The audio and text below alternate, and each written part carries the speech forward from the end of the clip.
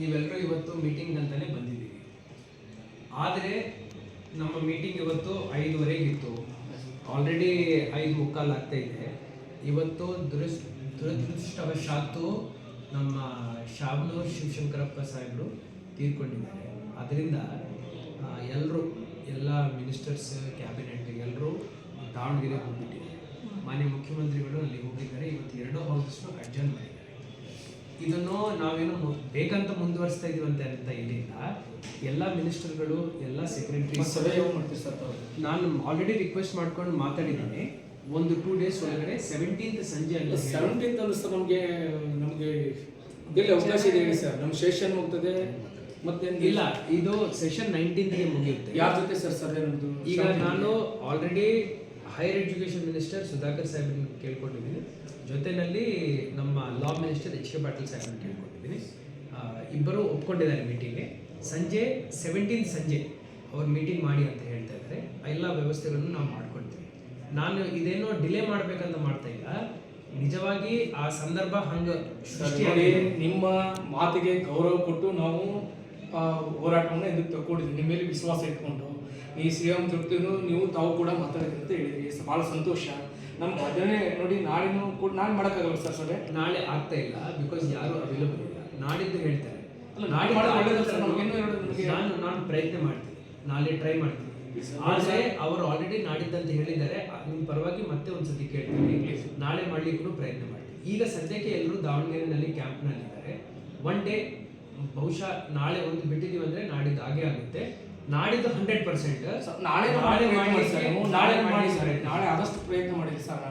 ಅಕಸ್ಮಾತ್ ನಾಳೆ ಹೇಳ್ತೈತೆ ನಾಡಿದ್ದು 100%.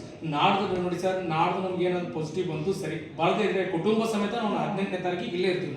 ಅದಕ್ಕೆ ನನಗೆ ಮುಂಚಿತ ಸರ್ ನೀವು ಆಲ್ರೆಡಿ ಹೇಳಿದಿರಿ, ಈಗಾಗಲೇ ಹೇಳಿದಿರಿ. ಆ ಮಾತನ್ನು ನಾನು ಆಲ್ರೆಡಿ ಸರ್ಕಾರಕ್ಕೆ ಮುಟ್ಟಿಸಿದ್ದೀನಿ.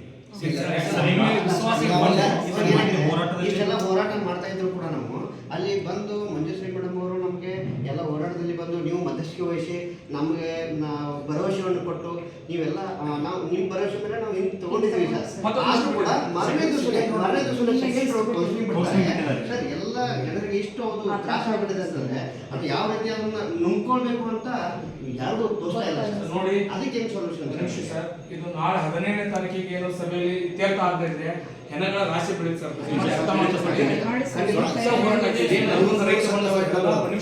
ನರಗುಂದ ರೈತ ಬಂಡ ಆಯ್ತಲ್ಲ, ಅದೇ ತರ ಆಗುತ್ತೆ ಸರ್. ಬೆಳಗಾವಿಯಲ್ಲೇ ಬರ್ತೀವಿ. ಅದಕ್ಕೇನು ಸರ್ಕಾರನೇ ಹೊಣೆ ಸರ್. ನಾವು ನಿಮ್ಮ ಮಾತಿ ಗೌರವ ಕೊಟ್ಟು ಬಿಡ್ತೀವಿ. ನಾವು 17ನೇ ತಾರೀಕು ಏನಾದ್ರು ಫೈನಲ್ ಆಗದೆ ಇದ್ರೆ 17ನೇ ತಾರೀಕಿಗೆ ಸೆಷನ್ ಇರ್ಲಿ ಬಿಡ್ಲಿ, ಏನು ರೈತ ಹೋರಾಟ ಸರ್ ಬೆಳಗಾವಿಯಲ್ಲಿ ಅದೇ ತರ ಹೋರಾಟ ಆಗುತ್ತೆ ಸರ್. 17ನೇ ತಾರೀಕು ನಾವು ಖಂಡಿತ ನಿಮ್ಗೋಸ್ಕರ ಮೀಟಿಂಗ್ ಆಯೋಜನೆ ಮಾಡ್ತೀವಿ. ನಮಗೆ ಒಂದು ನಿಮಿಷ ಸರ್. ಈಗೇನು ಹೊರಗಡೆ ಉಳಿದಾರೆ ಸರ್, ಈಗೇನು ಹೊರಗೆ ಹಾಕಿರಲ್ಲ, ಅವ್ರು ತಗೊಂಡು ನಮ್ಗೆ ಸೇವಾ ಭದ್ರತೆನೂ ಕೊಡಬೇಕು. ಇಷ್ಟು ವರ್ಷ ಸೇವೆ ಸಲ್ಲಿಸಿ ಹೊರಗಡೆ ಉಳಿದಿದ್ದಾರೆ, ಅವ್ರು ಕೂಡ ಒಳಗೆ ತಗೊಂಡು ನಮ್ಗೆ ಕೊಡ್ರಿ. ನೋಡಿ ಸರ್, ಒಂದ್ ಕಡೆ ಸೈಡ್ ಯಾಕೆ ಥಿಂಕ್ ಮಾಡಿದಾರೆ ಮೇಡಮ್ ಅವರು? ಯಾಕಂದ್ರೆ ನಾನ್ ಕ್ವಾಲಿಫೈಡ್ ತೆಗಿಬೇಕಂತ ಏನಾದ್ರು ಆದೇಶ ಬಂದಿದೆ ಕೋರ್ಟಿಂದ? ಇಲ್ಲ. ಆನಂತರ ಒಂದೇ ಸರ್ ನೋಡಿ, ರಿಲೀವ್ ಮಾಡೋಕೆ ಒಂದು ಮನೆ ಬಾಡಿಗೆ ಕೊಟ್ಟರೆ ಒಂದು ತಿಂಗಳು ಮುಂಚಿತವಾಗಿ ಅವ್ರಿಗೆ ಅಡ್ವಾನ್ಸ್ ಹೇಳ್ಬೇಕಾಗಿದೆ. ಎಲ್ಲಿ ಸರ್ ಏಕಾಏಕಿ ಮರುದಿವಸನೇ ನಮಗೆ ರಿಲೀವ್ ಮಾಡುತ್ತಾ ಆರ್ಡರ್ ಅಂತಂದ್ರೆ ಇದು ಯಾವ ಸರ್? ಎಲ್ಲಿದೆ ಕಾನೂನಲ್ಲಿ? ಎಲ್ಲಿದೆ? ನನಗೆ 1 ಡೇ ಟೈಮ್ ಕೊಡಿ. ನಿಮ್ಮ ಮೀಟಿಂಗ್ ಇವತ್ತೇ ಆಗ್ತಾ ಇದೆ ಸರ್. ಇಡೀ ಕರ್ನಾಟಕದ ರಾಜ್ಯದ ಅತಿಥಿ ಉಪನ್ಯಾಸಕರು ನಿಮ್ಮ ಮಾತಿಗೆ ಗೌರವ ಕೊಟ್ಟು ಕಮಿಷನರ್ ಕೂಡ ಗೌರವ ಕೊಟ್ಟಿಲ್ಲ, ಗೊತ್ತಿರಲಿ ಸರ್ ತಮಗೆ. ನಿಮ್ಮ ಮೇಲೆ ವಿಶ್ವಾಸಕೊಂಡು ನಾವು ಬಂದಿದ್ದೀವಿ. ನಿನ್ನ ಮಣ್ಣಿನ ಕೂಡ ನೀವು ಸಭೆ ಮಾಡಿದ್ದೀರಿ. ನಿಮಗೆ ಬಹಳ ಎಲ್ಲ ಅತಿಥಿ ಉಪನ್ಯಾಸಕರು ನಿಮ್ಗೆ ಅಭಿನಂದನೆ ಸಲ್ಲಿಸ್ತೇನೆ. 17ನೇ ತಾರೀಕಿಗೆ ನಾಳೆ ಸಾಧ್ಯ ನಾಳೆ ಮಾಡೋದು ಬಹಳ ಉತ್ತಮ. ನಾನು ಅಕಸ್ಮಾತ್ 17ನೇ ತಾರೀಕಿಗೆ ನಿಮ್ಮ ಸಭೆಯಿಂದ ಏನು ಉತ್ತರ ಬರೋವರೆಗೂ ಅವರು ಕಾಯಬೇಕಾಗಿತ್ತು. ಮಂಜುಶ್ರೀ ಮೇಡಮ್ ಅವರು ಮಂಜುಶ್ರೀ ಮೇಡಮ್ ನಿಮ್ಮಿಂದ ಉತ್ತರ ಬರೋವರೆಗಾದ್ರೂ ಕಾಯಬೇಕಾಗಿತ್ತು. ಸೆಕೆಂಡ್ ರೌಂಡ್ ಅವರು ನನಗೆ ಹೇಳಿದ್ದಾರೆ, ಎಲ್ಲ ಸಮಸ್ಯೆನ ಬ್ರೀಫ್ ಮಾಡಿದ್ದಾರೆ. ಸೊ ಮೇಡಮ್ಗೆ ನಾನು ಬ್ರೀಫ್ ಮಾಡ್ತೀನಿ. ಆದರೆ ನಾವು ಫಸ್ಟ್ ನಮ್ಮ ಮೀಟಿಂಗ್ ಮೇಲೆ ಫೋಕಸ್ ಮಾಡೋಣ.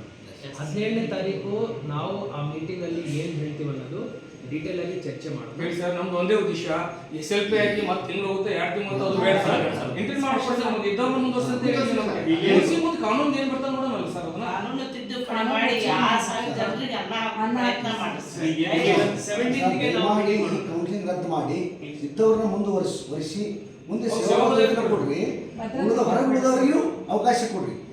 ಈಗ ಉಳಿಕೆ ಕಾರ್ಯಭಾರಕ್ಕೆ ನೆಟ್ ತೋರಿ ಶರ್ಟ್ ತೋರಿ ನಾನ್ ಎಜುಕೇಶನ್ ತೋರಿ ಸರ್ ಬೇಡ, ಯಾರಿದ್ದಾರೆ please, sir 17th will try our best. ನಾಳೆನೇ ಟ್ರೈ ಮಾಡಿ. Thank you very much sir. ನಾನು ಅಷ್ಟೇ 17ನೇ ತಾರೀಕು ಏನಂದ್ರೆ 17ನೇ ತಾರೀಕು ಇಡೀ ರಾಜ್ಯದ ಕುಟುಂಬ ಸಮೇತ ಅಲ್ಲಿ ಬರ್ತಾರೆ ಸರ್. ಅದಕ್ಕೆ ನಾವು ಜವಾಬ್ದಾರ ಸರ್.